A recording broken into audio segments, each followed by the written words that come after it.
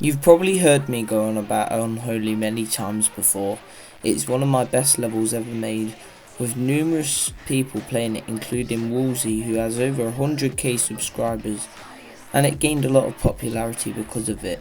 Today I wanted to show you guys how I made it, my tips and tricks, and my advice to any new or upcoming creators on. Before I started building, I wanted to work out what I wanted.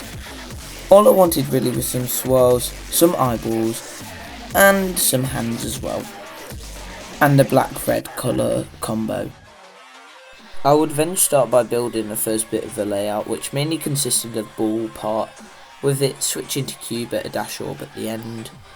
And I wanted to build up the intensity by starting it quite dark, with a little bit of light and scan lines and all that kind of thing, and then it was to like explode into one big, really atmospheric, really intense drop.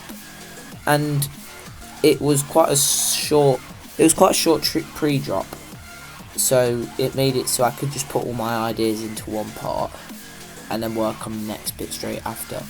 So what I did first was I made some eyes, which in the background you can see they just come on and off. They keep shutting and opening like any other eyes do. And I also made a cool effect with the blocks where the lines kind of like come in and keep looping, which I did by looping I looped the move triggers even, sorry. I used these rainbow blocks to create a smooth curve, and I actually used them again later in the level, which I'll show you again. They're actually really useful to make curves with low objects. Them curves took 4 objects in total to make them open and shut, as you can see on the screen there. Now we get onto the drop, where I found myself using a lot of red, white and black to make really intense pulses and colours. I made them spirals from earlier with the eyes bigger, as well as adding some fire to give it like a grainy feel, with some extra like lines on the edge to move up and down, which would give it more intensity, as well as the pulses with it. And the block, the background and the spirals and the details would all pulse different colours to keep it different, and it would really match the intensity quite well.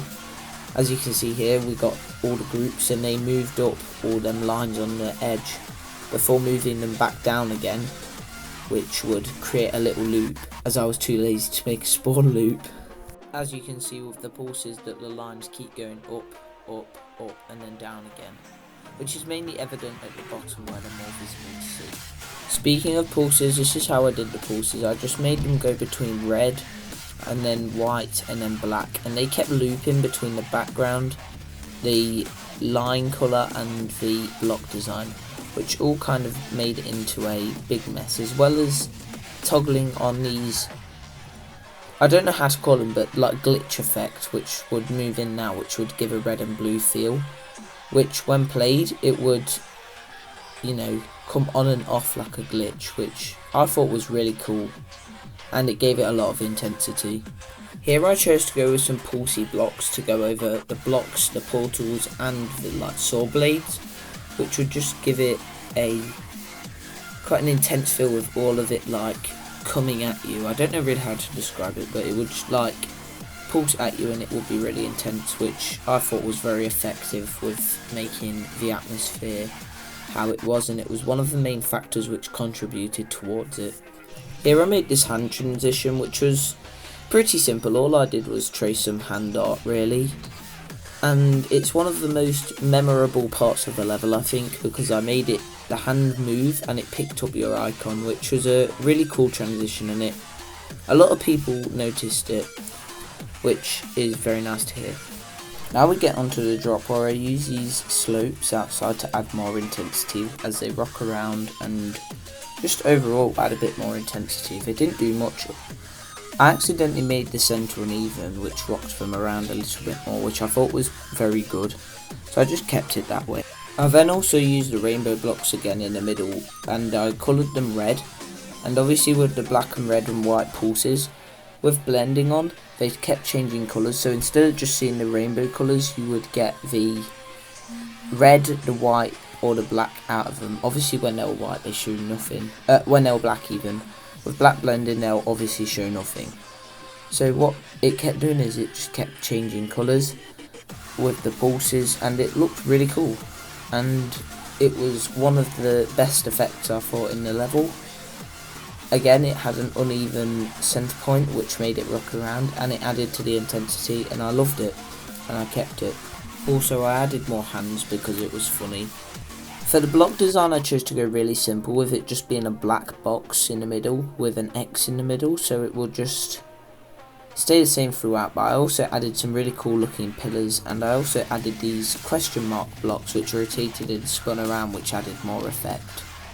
Overall, I thought the second part of the drop was my favourite bit, as the amount of detail that I put into it was probably some of the best thing I've ever made. And no wonder it got on the Woolsey thumbnail once I think about it, because it was very, very well executed in my opinion. Finally, with the last bit, all I really thought was just to make it slow, intense and dark, so the white wouldn't really be included. Instead I made it more red, and I added black glow strips and another hand because I had to. But overall, nothing really much except just a nice calm ending with some small pink flashes for extra detail. I made the block designs out of 4 little corner piece things. Don't really know what they are, they're like curves.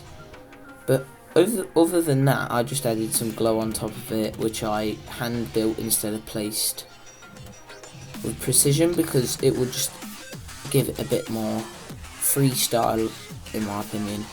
And it really worked out, and it all drew together to make a really good level in my opinion.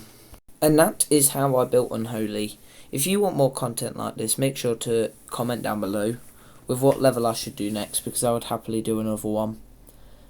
Also, I'm trying to get my channel monetized again, so make sure to support me a bit. Just, watch the video, all that. But much love, thank you for watching, and see you in a bit.